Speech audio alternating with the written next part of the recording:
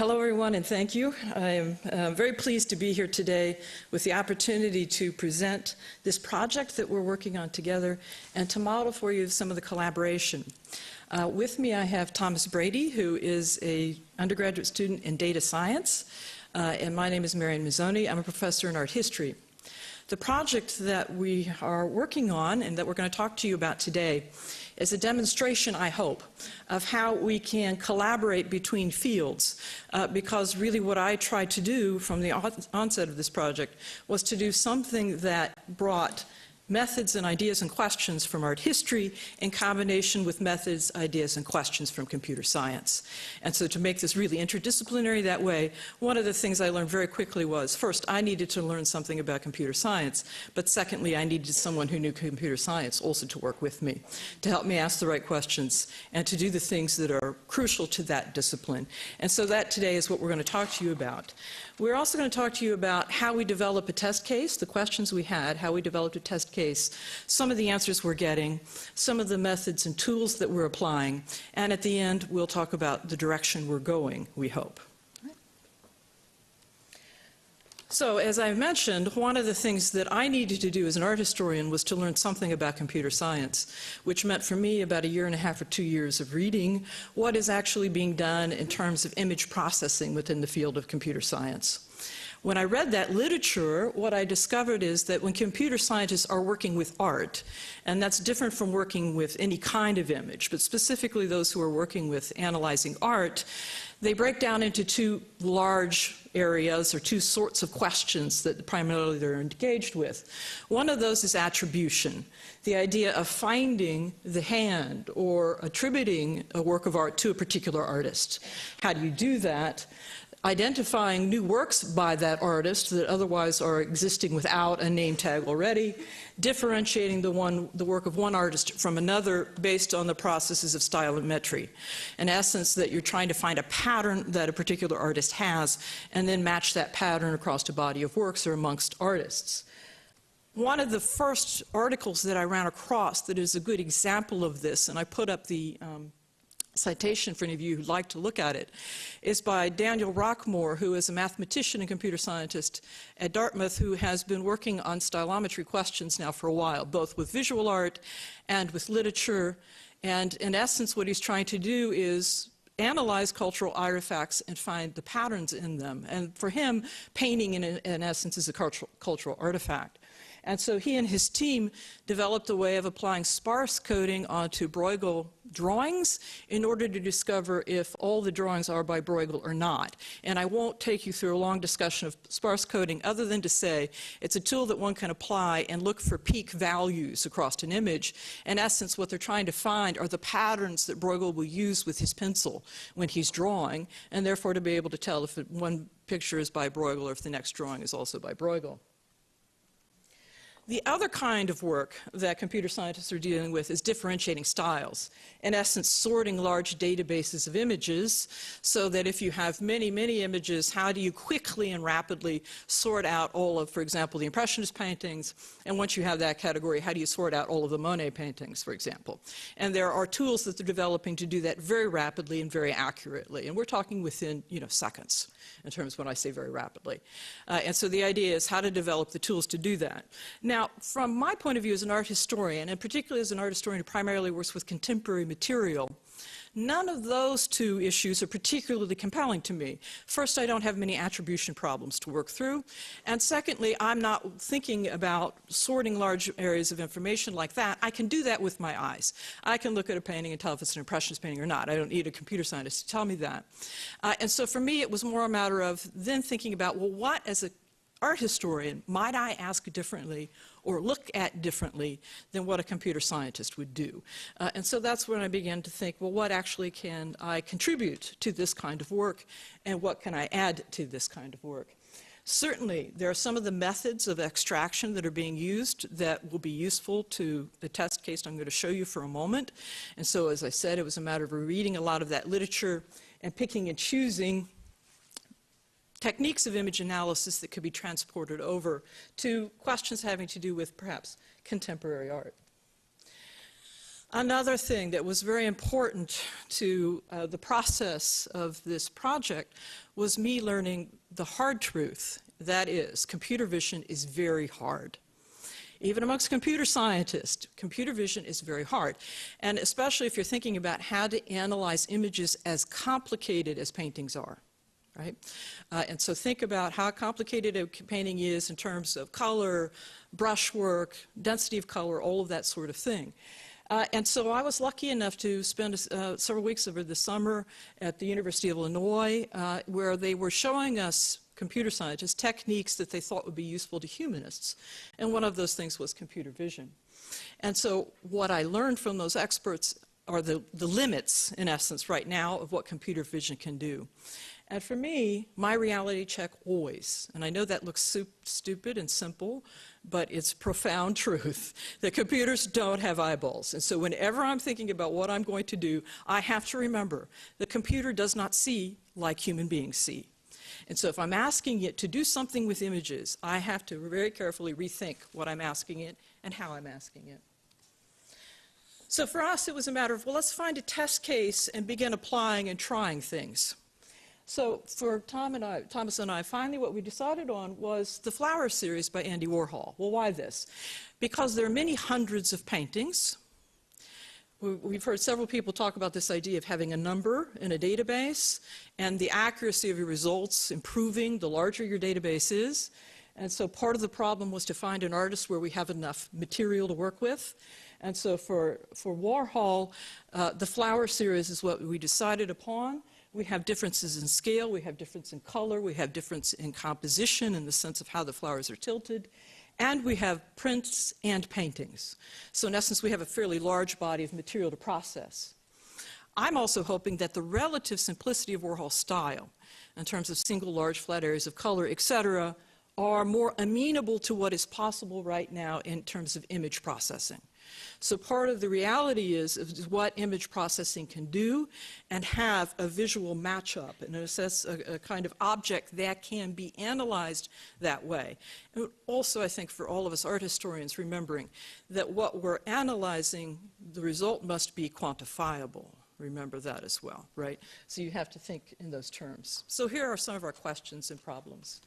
How can we best use the tools of computer vision or image processing to analyze image characteristics or schema rather than style? I found it very helpful to begin thinking in terms of schema rather than style, in terms of what I'm looking for. So I'm looking for some base patterns that are not the complicated thing that style is among art historians, which is not only image but also cultural ideas, etc. That image processing can't do. And so for me, it's very much a matter of separating those in my mind. And how, for example, how to best select data collection points on an image, which Thomas is going to talk to you about in here in just a moment. How can we efficiently analyze a large number of images to detect patterns of changes or choices on the part of an artist? And that's something I'm going to talk to you about. For example, is there a pattern or not to how Warhol varied flower colors, background colors, combination of those over the arc of the series between sizes, etc.? Does he have runs of certain combinations, combinations keyed to certain sizes, etc.? Those are the sorts of things that would be very hard for a human being to catch a pattern of over a long period of time. Presumably one could do it, but why spend your time when you could ask the computer to do it rather quickly? So part of it is what can I see more quickly, more efficiently with the computer, and what may I perceive or understand better with the computer?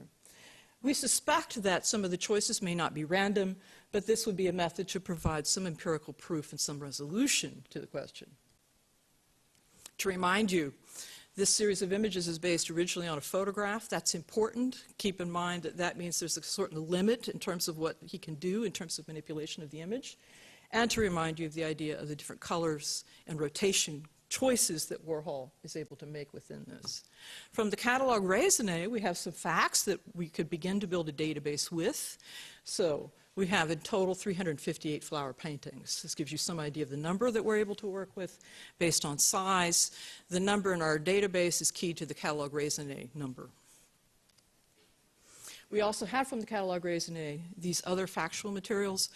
the thing that I think is most important to draw your attention to is the catalog raisonné does note color for A, B, C, D, but they do so in words. And words are imprecise when it comes to color. And so this was one of the problems that we could solve, we hoped, rather quickly. So I will turn it over to Thomas for a moment to get at how we do the end. So when we begin to analyze these images, the first and most important step is going to be to find the size of the image. And the reason that's so important is because the next step involves finding a single pixel in each of the flowers.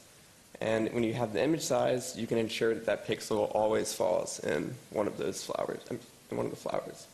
And how we do that is the pixel is found at an x and y coordinate based on a ratio of the size. So in the first flower, you'll see that the x-coordinate is about 10% of the width and 20% of the height. So that's going to ensure that no matter how big the image size is, the x and y coordinates for the first flower will always fall in that first flower. And then once you have the coordinates, you can plug them into an algorithm that outputs the RGB values for that flower. And then this is an example of a spreadsheet that has all of the data from all of the RGB values for each flower for each painting. And I'll come back in a moment to explain why this format is so important. And this is an example of the code that just finds the colors. And this is pretty simple. We wanted it to be simple so that people in the future will be able to replicate this fairly easily, even if they don't have a background in computer science. So you'll see the first line of code up here finds the picture size. And that size is then designated to the attribute scale, which is used in these lines right here that are finding the x and y coordinates for each flower. And then those are stored in the attributes x f1 through y f4. And then those are plugged into the algorithms that will return the RGB values. And then you can either sort the pictures into different folders, or you can output all those values into the spreadsheet, like I showed. Part of what we're trying to do not only is to recognize the colors, but also to be able to sort them in various ways. So in essence, can we ask, how many images have blue flowers, how many have 2 flowers, 3 flowers that are blue, et cetera, and the computer will be able to sort that very rapidly and put them into folders for us. So we can get a count, in essence, of the combinations and colors and how they're being used. Another aspect of it for us also is to do a kind of network analysis. And with our database, as we're building it, one of the things that we're able to do is to pull the provenance from the flower pictures, from the catalog raisonné. We've also been building onto that provenance subsequently. And also we're in the process now of beginning to collect data on the sales figures of the flowers. From right now we have at least the last 15 years. And so we're going to now combine the network analysis with the visual analysis and the monetary values of these things eventually to create a kind of larger data set.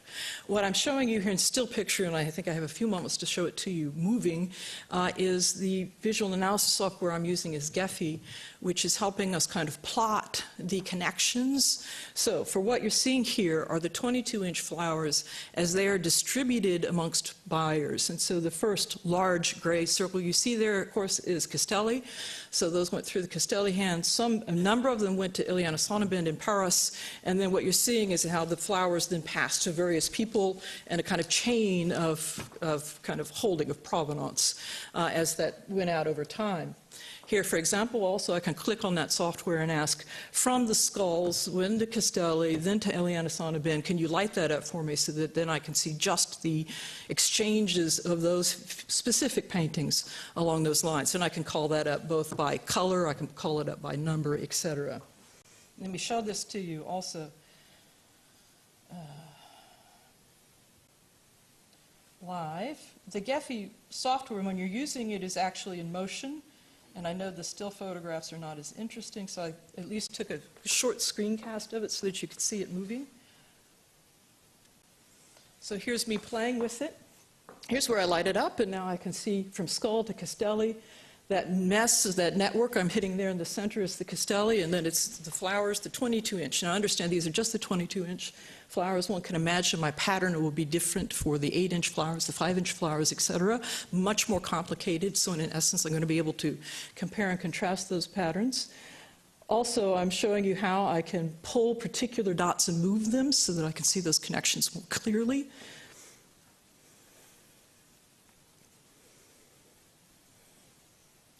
I will tell you that working with some of this network analysis software is very complicated, and so the learning curve on this Gephi is fairly steep, and so you're seeing me teach myself, and that's time-consuming. Now what I'm going to show you is how you can make this more active by running a force atlas pattern on it. In essence, what that does is begin to distribute the weights and to make the weight visible. In a sense, who is the most active within this network, they will get the largest weights, and then you'll begin to see the wave patterns as they transfer these paintings. And so I'm showing that to you in still picture here. So that's one example of how you can run a force atlas and see, again, you're seeing Skull and Castelli on the right-hand side, and then how the paintings were distributed from there. And now what I'm going to show you is I can also make that force atlas move based on the amount of weighting I change it to.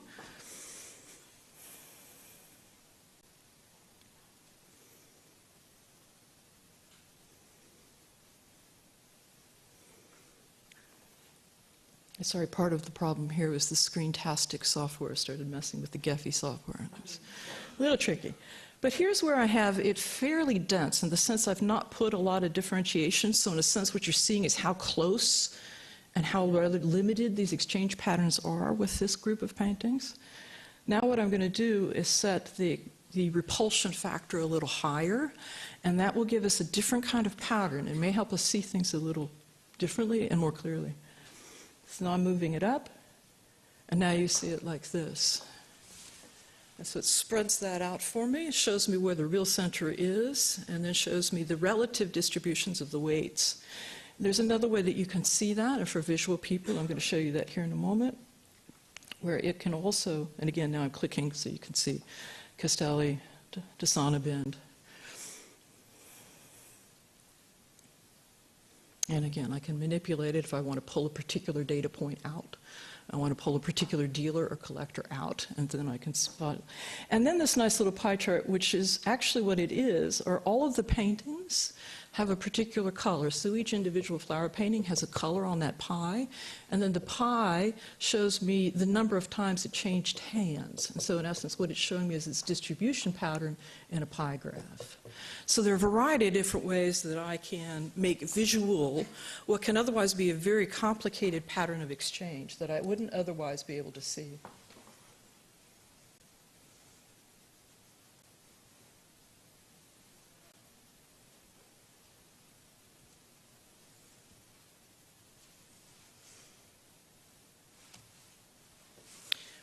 What we're beginning to add now are the prints, and with this is not so much a visual analysis project because once we analyze the number of prints, there are 11, we'll have the color, but for this is also going to be very, very interesting for us in terms of tracking sales figures, because of course the prints change hands much more often and much more frequently than do the paintings for obvious reasons.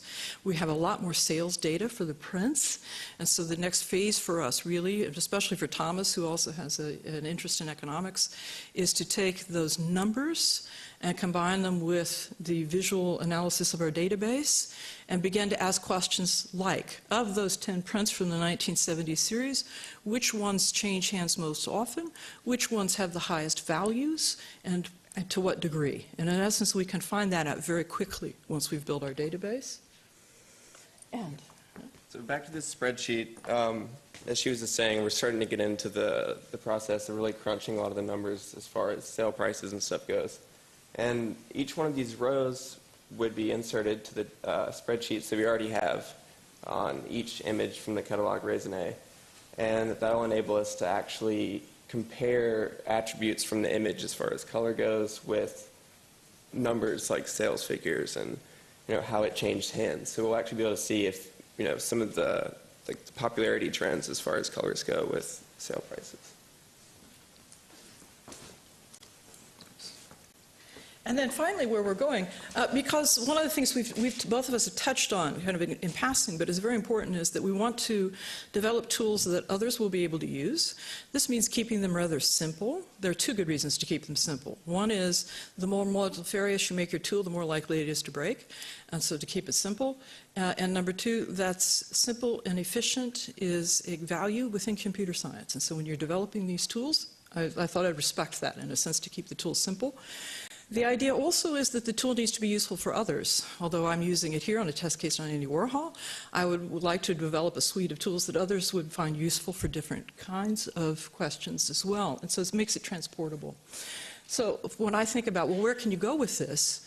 I hope this develops out in a suite of kind of methods and tools and approaches that allows us to use network analysis to show sales and monetary value of Warhol's work, certainly, but also how might we understand Warhol's body of work as a model that is both instructive and predictive. And again, this is a real value in computer science, that you're developing a predictive pattern, right? That you're being able to tell something that you don't know based on applying your processing formula.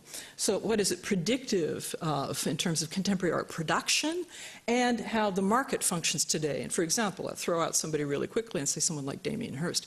Imagine what you could do if you could analyze the huge number of Hirst paintings and kind of develop a corollary in terms of sales and understanding the connections between production and marketing within contemporary art, based, I think, perhaps on some knowledge of Andy Warhol's ideas. Right? So thank you for your attention.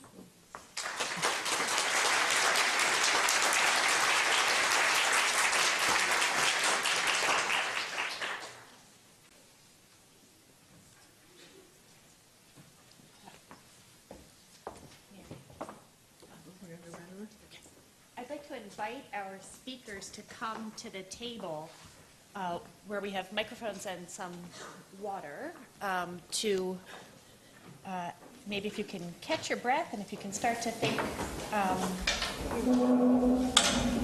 about the kinds of questions that you in the audience would like to pose for our speakers. So if Mary has a microphone over here, but there's just another here, if you'd like to make your way to a mic to pose a question. Thank you each for your presentations and for your contributions and for your example. I especially like the sentiment that computers don't have eyeballs, and the notion that we can take beloved collections and make them mobile and portable and useful in this new moment. So it's some really, I think, thrilling, stellar work that we have. So I think there are two questions. Yes, we can begin. This question is for David about the inventory. It really goes to a question of the material you are working with. It's non-verifiable. The inventory accepts data. They do not research it for accuracy. So hypothetically, there could be 10 more landscapes, Tennessee landscapes. So I think this is, when statisticians do this kind of work, you have to have that information up front. I agree entirely. The database, as I've spoken with the people who maintain it, is taken primarily from collection surveys from museums and historical societies, and from surveys of private collections from auctions and dealers. And especially when you're looking at works from auction houses and dealers, that is not verified information. So 100% agree. Yeah, I mean, I personally, in the last month, corrected a title for the inventory, and certainly with private collections, the information is really not, you cannot expect it to be accurate.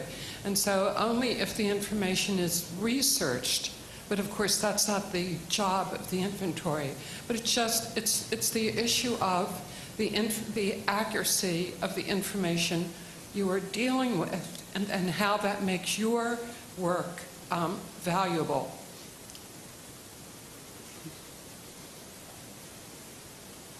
Hi, I live tweeted all the talks, and they all got really great responses, but somebody did have a question for the programmer team.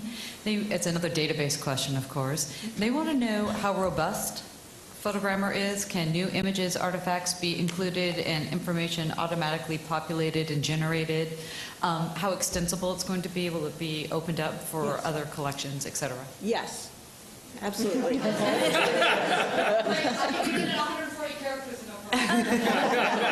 Yes, and I think to add, we're going to put all the code on GitHub. So, if you want to take what we've done, everything's open source, and replicate it and do what you want with it, we say go for it. As I said, let the data be free. No, and, we're going to open it all up as well. We won't put everything necessarily into Photogrammer itself. We are curating a little bit about sort of the different things that we're interested in adding, like census data and maybe newspapers and some other objects to sort of augment the actual FSA collection. But as I said, it's going to be, all the code will be on GitHub. We feel like we built the tool. We built this tool, and now we're getting to the point where it was fun building the tool, but now it's more fun. We're going to make it on mobile platforms. We're imagining re-photographing projects. We're imagining crowdsourcing, so different people tell us, yes, it was like that, but this is something else I know that the Library of Congress doesn't know. We're imagining writing curricula for teachers. We're imagining adding sound. I mean, we have this thing now. We're going to share it with you, but we're also imagining adding other kinds of parts to it. Lauren said a phrase, GitHub. That's GITHUB. And for some among us, this is we are dipping our toes in a very deep pool. So Lauren, could you just say in one sentence, when you say, I'm going to put it on GitHub, which is something we hear a lot, I'm going to put it on GitHub, what does that mean? It's a code repository, so you can follow it and then just copy all the code and apply it as you'd like. So we'll make it available. We'll tell you what our GitHub name is on our website when it's all nice and pretty. Thanks. We have more questions. I have two questions. The first is for David. And did I understand at the end of your talk that you are developing a tool that would be essentially a data scraper with a student from MIT? It's not something I'm developing at the moment. It's something that was necessary to get that data off of the inventory. Okay. Mm-hmm.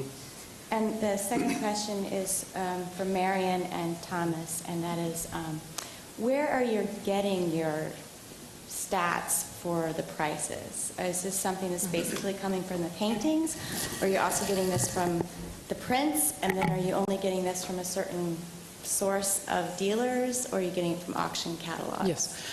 Most recently, Christie's and Sotheby's, and so from the catalog raisonné, I'm able to track at least the first exchange, and then, of course, now Christie's and Sotheby's records are online for all sales back about 10 years now. And for the prints and the paintings, I've been able to do that. Yesterday, I can add that we were at the Archives of American Art doing research to find the first sale figures. So we went through Castelli's folders, for example, to find the baseline price. Now it's going to be the hard work of going back through the catalogs by hand for me to fill in the rest from the 80s and 90s. So that's where you are tracking the sales records through Christie's and Sotheby's. So the biggest hurdle, I guess, is the private sales. Yes, that's another thing. We can only find what we can find. There's always limits to the data. First, I just want to thank all the speakers because I was really fascinated by your presentations. I don't have a question. I actually just have a comment for Lauren. I was really interested in your point about those categories for some of those images. And it struck me that it actually was an interesting problem in terms of the interface between data collection and art history, because the categories of the first image you showed seem more sociological. And the second, the music playing actually seemed more iconographic. So I was thinking, I mean, it's an interesting problem that relates to the kind of interface between art history and data collection, which is how do those kinds of categories get created. And I was even wondering if the people who were applying those categories were actually trained differently. So it was just a thought about how to think about how those categories sort of came to be and how one might think about them in the future for classification. It was just a thought. So. Oh, that's great. Thank you. You're welcome. That's fabulous.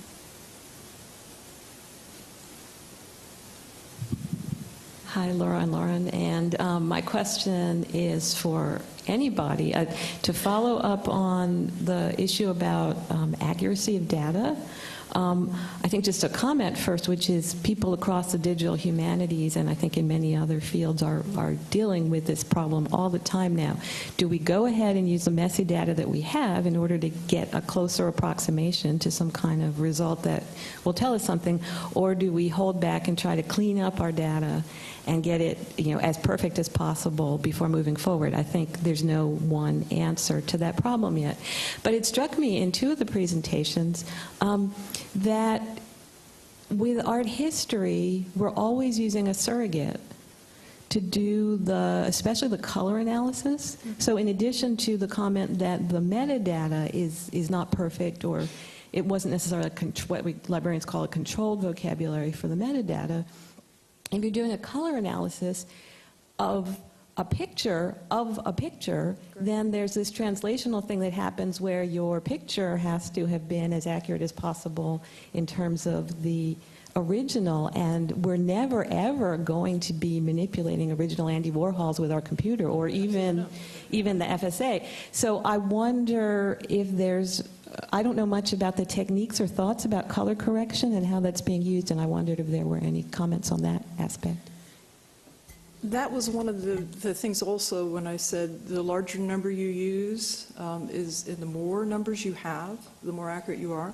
So with this problem, we're not trying to analyze the color choices down to a fine degree, because that would be not a good thing to try to do with, as you say, a reproduction that's been pixelated, then translated into numbers. Then I'm pulling it up on my computer's reading the number and making an image out of it. So there are several degrees of translation in there.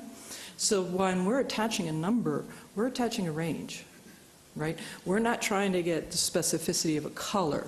We're trying to get, there's a different range of number here that looks like blue to us, versus there's a different range of numbers here, which looks like red to us. For the computer, it's a set of numbers. It's not a color. And I'm not asking it a question to tell me about the quality of color. I'm asking it to differentiate sets of numbers. Right? And so this is what I mean, again, with that computers don't have eyeballs. You're asking a color question, and the way the computer perceives color is different than how you and I do. And so we had to think carefully about actually what are we asking it to do when we're asking it to look for color. What is it that what it can do, and then what it creates as a product is something that we can configure in such a way that it'll answer for us a question. Yeah. That's terrific. I just urge you and anyone else who has something to say about that to get that information out there, because I think a lot of people are not aware of those kinds of issues. Hi, I was continuing on the color issue. Are you aware of John Ressig has done a tool for ukiyo-e prints? Yes, I have seen that. I saw him demonstrate that at that camp at CA last year. Right. Yes. Now he's taken that for our database of paintings at the Frick Art Reference Library, our photo archive, and he's analyzed 18,000 images that are actually black and white. And he has matched them up, I mean, almost instantaneously, the whole database just downloaded. And it worked with color versus black and white. It was an incredible test. It found problems with the metadata where over the years, someone had cataloged a painting one way and then another way, so it found mismatches. And it's really great. It's in development still for photo archives that we're working with internationally. Actually, we'll probably use that to mash the data, the image data, which is so important. So anyway, but it works fabulously with the colors. Right, it just depends on what color question you're asking it. It's not that that color is not possible, it's just how you're asking it to look for color for what purpose. And if you're asking it to differentiate two different images, then that's a color match you can do numerically. Right. Right? For those of us who weren't at that Camp CAA 2013, could someone say 2 to 3 sentences on the tool that he has developed? I've seen it demonstrated, and it's a matching tool for ukiyo-e prints and variations of the prints that are international, sold internationally. So it's going to locate ones that have been misfiled. It's going to show you the variation of single prints. It's analyzable in a lot of different ways. It's fantastic. I'm surprised it works so well for black and white as well. We were too. I mean, we saw the database, the ukiyo-e, and you can take any ukiyo-e print off of the web, and he has a database of 225,000 images from museum collections around the world, actually not sales catalogs. So he's gone on Met websites, Tokyo, the British Museum, Getty, everything, and pulled down their image collections of ukiyo-e prints, and then you match you put the image into the tool, and it matches it, and it pulls up all the images that match by shape. Basically, it's a shape matcher.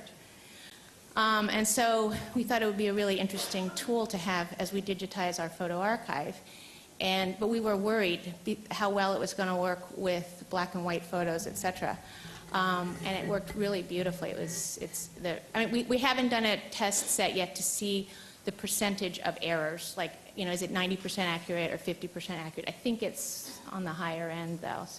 But anyway, it's called ukiyo-e.org, I think, and John Ressig, and I suggest everyone try it because it's great. There's also another project that we just saw demonstrated at ICP a couple of weeks ago, and I don't remember the person's name, but I can get it for you. But it's at the Cleveland Museum of Art. I don't know if anyone has seen this, where how to describe this? They're able to match edges and gestures in paintings. Someone can stand up in front of a screen and make a gesture, and the screen will pull up all the paintings in the collection that have that shape. It's absolutely incredible, interactive. I will get the name for you of what that is. Yeah. Both of those projects show you something fundamental about computer vision, is that it sees edges, it sees shapes before it sees other things, and so this is why it's matching the ukiyo-e images by shape. The color is secondary information, really, for the computer. It's going to match by shapes, outlines, right? They see lines better than in color. And this a kind of thing where it can capture a kind of gesture. You can do that with Gaussian filters. Those are the things that capture kind of diagonals and texture. So there are different layers and different types of tools. Again, it depends on what you want to find and finding the tool to match what you want to see. Other questions from the audience or from the universe? Thank you for laughing. I like a lot of information. David Sledge, I have a question for you. How did you meet your MIT scraper? He's a friend. I'd studied biology in college, and we'd taken classes together, and he himself had taken a strange path. He studied, I'm going to make this up, but it's about right, biophysical chemistry, and then dropped out, went home and lived in southern Indiana for a year, and just has started at MIT as a math PhD student. Great. Yeah. Thanks. And Marian and Thomas, how did you first come to work together? I wrote over to the computer science department, the chair of the computer science department, who I knew, and I said, do you have a student who might be able to help me and might be interested in what I'm doing? And so he sent me a couple, and Thomas is the one that worked out. Thomas has no background in art. knows very little about that. He's learning. And he's happy about learning that. And I didn't mean to say that he doesn't like it. It's just that he didn't come with any background like that. But what he was interested in, if I could speak for you for a moment, as a computer science student, was finding real-world problems to solve with the theory and tools that he learns in his classes. And so art is a nice, big, messy problem for computer scientists to solve. And so some of them are really interested in helping you with your problems. So I say go meet the people in your computer science department, wherever you are, and make friends. And Laura and Lauren, could you share with the audience how you all came to work together? Lauren is my graduate student. I was teaching a class.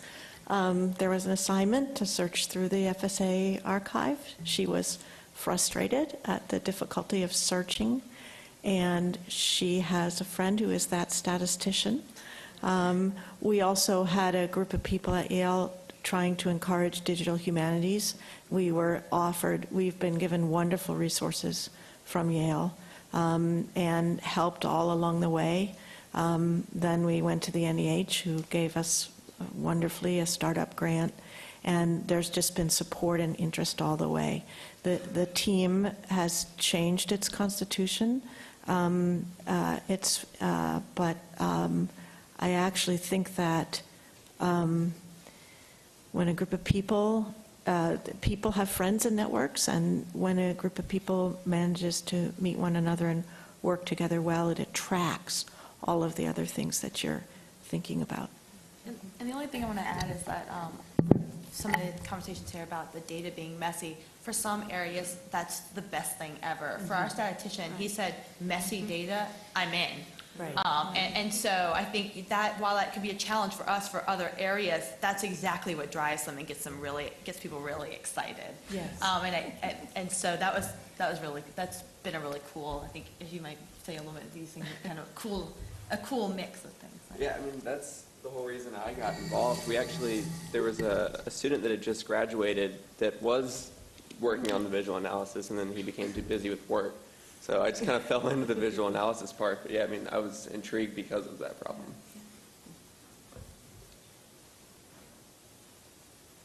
You don't assume that your problems are problems That for it's- somebody yeah. else. Or that they're unsolvable problems. Right. So the problems are solvable, and that messy data makes some people roll up their sleeves. Yes, this is thrilling. Collaborations are possible, and work is possible at different scales. This is part of what I think is very important for us to think about here. David Sledge is a master's level student who knew somebody in the heartland who was willing to scrape, and he's working, collecting and harvesting data that's been openly available through a government agency. So while NEH has supported, I think, both Photogrammer and then, if I'm not mistaken, Warhol's Flowers. Well, they've supported me going to, as a humanist, going to a workshop about digital humanities. Okay, right. At ITAS? Yes. At Illinois, okay. So there is institutional support available, but there are possibilities by tapping into our own social networks and combining and thinking as a collective.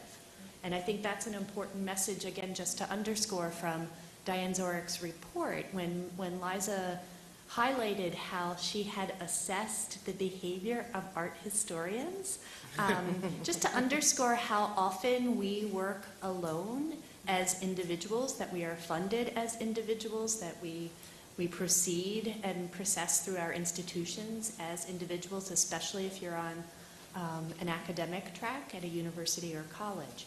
So to think about the possibilities of collaboration is really quite profound. So thank you for modeling that and for saying and talking and making your work legible.